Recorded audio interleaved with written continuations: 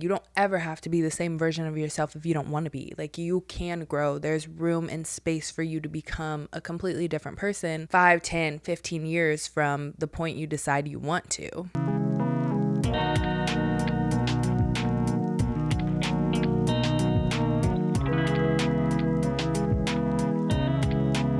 Welcome back to another episode of Let's Have Breakfast. I'm your host, Jaden Liz, and it's come to my attention that there's a lot of new faces here, a lot of new watchers, new listeners to the podcast, and so I'm dedicating this episode to getting to know me a little bit better, giving a bit more on my background and who I am, and some of the experiences that I bring to the podcast that really shape it up to be what it is. When I initially started Let's Have Breakfast, it was for the 20-somethings trying to figure everything out, right? I was a hopeful 22-year-old that had an idea of starting a podcast for years. I was in college and it was something that I was always interested in doing. I was listening to podcasts like Balanced Black Girl, which is now She's So Lucky. Shout out to Les for rebranding. I was also listening to Gals on the Go because I was in college and I didn't feel like there were a lot of people having podcasts that were talking about things that college people were going through. And I wanted something that was really relatable. So I had been listening to podcasts for quite some time. I started with the Apple Podcasts and Spotify version of Let's Have Breakfast, where I was only uploading audio for years. Well, like 2 years, but still. It didn't even occur to me to do video. Like, I feel like video podcasts over these past few years have really blown up, but it had never been something I was interested in. And actually, creating content in general, I didn't know I was interested in it until I did it. And so I am trying to evolve as the landscape evolves. But I will say it is a challenge, a healthy challenge that I welcome in to record with a camera in front of me and a microphone that is now upgraded. When I started the podcast, I had actually just quit my job because I was just feeling a lot of unhappiness. And I feel like that was a lifetime's worth of experiences and disappointment and just like everything caught up to me at once. So now that it's feeling like a therapy session, I will tell you a little bit more about myself. I was born and raised in Wichita, Kansas. Shout out to the Dub K.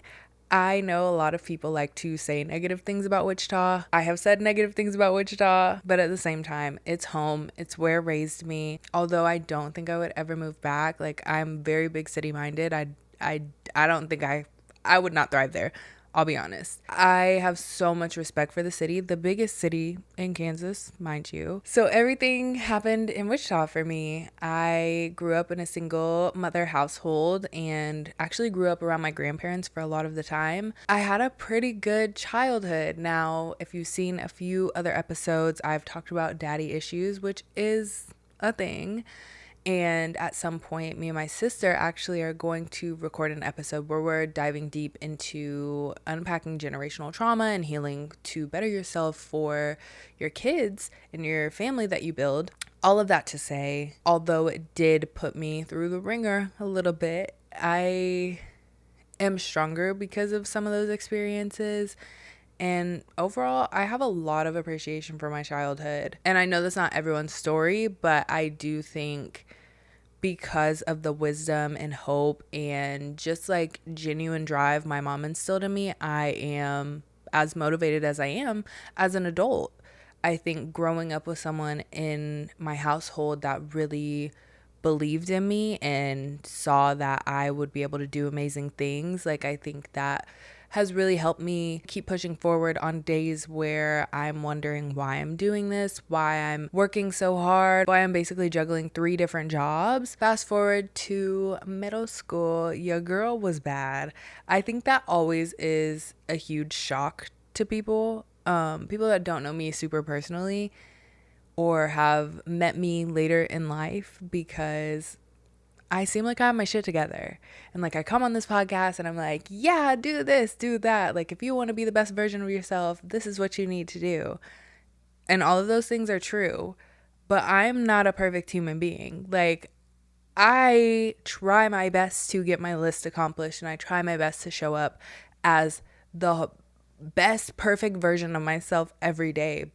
But that's not reality. Like, I can't be the best woman every day. I don't have it in me. I try, but even if I make it 75%, if it's not 100, it's still not 100. If you were to sit down with someone who went to middle school or early high school and say, what do you know about Jaden?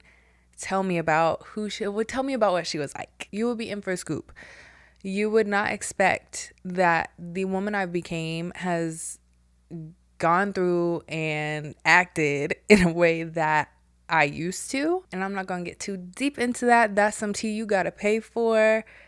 There's some tea you got to pay for, which I think is just a testament to growth. And you don't ever have to be the same version of yourself if you don't want to be. Like, you can grow. There's room and space for you to become a completely different person 5, 10, 15 years from the point you decide you want to. And so while I was not perfect, and I definitely have a past that I learned from, it has brought me here today. Like, it has taken me through some hard learning lessons. Like, I was at a point they were trying to put me in Beyond Scared Straight. Like, I know I have my work cut out for me once I have kids, because I know what to look for. At least I was quite a time. So for those of you who are still rocking with your girl, with Jaden and Liz, I'm here. Thank you. From there on out, though, I kind of reformed my ways. I got my shit together. This is like, I started to realize I was hanging out with people that I shouldn't be. I was doing things I shouldn't be. And like, if I really wanted to succeed in life and like make a life for myself, I needed to kind of straighten up. So in high school, I got more serious about things. I started joining clubs. I started hanging out with different people. And I was actually a choir kid. Yeah, I was a choir girl. I was in choir actually all 4 years of high school, and it wasn't like a competition or show choir necessarily, but we like did specific things. Like, we would go sing at this like floral garden for winter. They would decorate it with lights. And so every single year we would be singing up there, and we were like, just thinking back on some of these things, like the choir kids leaving class for lunch was so obnoxious. Actually, it was so obnoxious. Like, people would continue singing the song we were singing in class in the hallway, and like, who wanted to hear that? I was embarrassed. Let me just say, it was never me. It might have been me like 1 or 2 times, but it was never me. And then we also had, oh my God, I can't. This is like really like, this is giving me pause. We had to sing a Justin Bieber song for Valograms, which if your school did not have Valograms, it essentially is like the choir is performing a specific song that someone paid for Valentine's Day, and they come in and interrupt class. Yeah, in the middle of class, and sing to the person who the Valogram was bought for. But we had to wear our like formal choir wear. So it's like a black dress and pearls, and I think earrings too. I don't know if we had to have our makeup done. Like, you would think if you're gonna go sing to the whole school, you would want to have your makeup done. But it was like, I think I actually had that first period of the day. So like, who knows? And I just remember it being this one Justin Bieber song. I cannot for the life of me think of what the song is right now, but we were so out of pitch and like just could not get it right. Like, never once could get it right. And thinking about the fact that we went to people's classrooms with that funky ass song is crazy. If you remember that, I need you to forget that ever even happened. But high school was relatively better. Like, I feel like that's when I started to catch a flow and start to get an idea of like where I wanted to go in life. I was a big Arkansas fan. My dad played football at University of Arkansas and actually won nationals and was like first team All-American and other things. So like, I was like, I'm going to University of Arkansas. Like, that is going to be where I go. That's in game. So when my FAFSA came back and said, yeah, you know, your ACT score got you in, which I had to work really hard for. Like, I was not good at taking tests at all. So I had to work real hard to get that score to even get admitted. Then my FAFSA came back and said, girl, if you want to go, you got to take out a loan because we got $500 for you. That's it. That's all that's on the table. $500. I said, oh, okay. And I don't think it was until like April of my senior year that I was like, okay, I guess I'm not going to Arkansas. That's okay. That's okay. And like I was so upset about it, but that's okay because I ended up going to Wichita State University and I met my fiance. I did live at home and I actually was in a sorority. I feel like I don't talk about that super often anymore, but it's been like 5 years since I dropped. So like I forgot I was even in a sorority at one point. I'm not gonna lie to you, but I was a part of a Panhellenic, which is white. That means white sorority. And I actually was BSU president at the same time, which is the Black Student Union. So my college experience just had a ton of nuances. The way sorority recruitment was set up my first year at Wichita, you had like a few weeks of classes and then you would go straight into recruitment. So I decided to do recruitment because when I was planning to go to Arkansas, I was going to go through recruitment. Shout out to the girls who are strong enough to do that. But I think I quickly would have learned that that was not for me. Wichita State did offer a bit of a difference. A lot. There were 5 houses on campus. There weren't a ton versus like Arkansas that had like 20 or something like that. It wasn't as competitive in nature. It was just like kind of chill, like a bunch of girls who are new to the school, like want to get to know other people, want to get to know friends. And I was still pretty outgoing at that point. So I was like, you know what? Let me go through with it. And I went through and I got what was my number one house. So I was like, yeah, this is perfect. And I actually was in the sorority for a good chunk of my college career. That coupled with the fact that I was also really involved with diversity, equity, and inclusion type activities. So I joined BSU also my first semester of college. There were a few other multicultural organizations that I was a part of too. So I was like joining this white sorority, but then I also would go to all of the like D9 events and multicultural Greek events, and just like I was not boxed in. And I feel like a lot of people that join Greek life, white Greek life, do kind of box themselves in and only stay in that lane. And I was very much above that. All of the friends I made in my sorority were also above that. So we were very involved outside of our sorority. And as I got older in the sorority and more involved in other groups on campus, I would get a ton of questions like, why'd you join that sorority? Why are you in the sorority? And like, I really could have made it easier on myself and didn't join in the first place. But I also think joining that sorority did make me grow my own perspective. I did grow. I can't sit here and say that it was all bad. Like towards the end it was bad. Like I'm towards the end I have a lot of thoughts, because one thing about me is like when I commit to it, I'm in it. I was starting to take leadership positions because I wanted to not only grow my resume but grow my experience, and eventually I became the PR vice president of our sorority around the same time that all of my friends who also were involved with a bunch of other things also were in office. We just like realized that a big chunk of the reason why our organization was showing up at these events and being in these other spaces was because we, the ones that are showing up, are the others.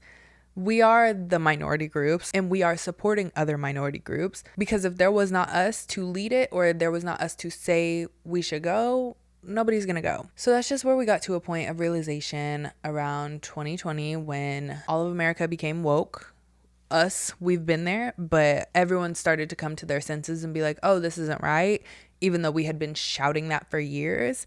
So when it seemed like real change was tangible, there was a lot of things that unraveled at once that led to me deciding to drop. And that was one of the best decisions I've ever made. I stand 10 toes behind dropping. Like that was what I needed to do.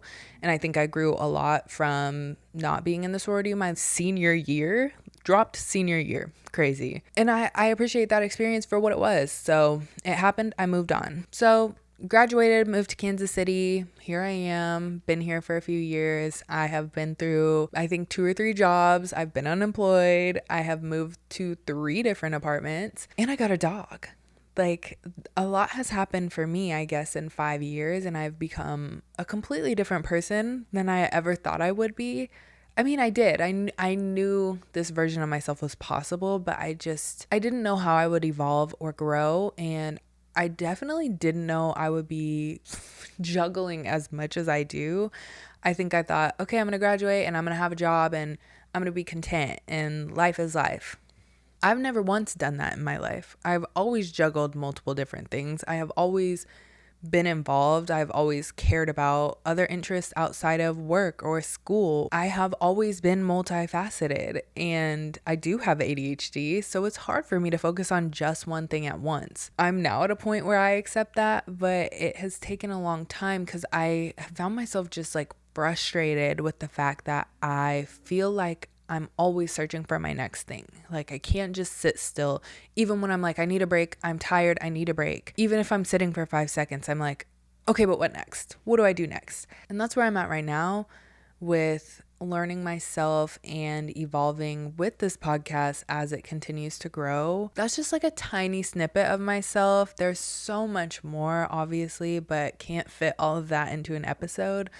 But since there's a lot of new people here, I did want to come on and just do a little chit chat and tell you a little bit more about the host of your new favorite podcast, hopefully.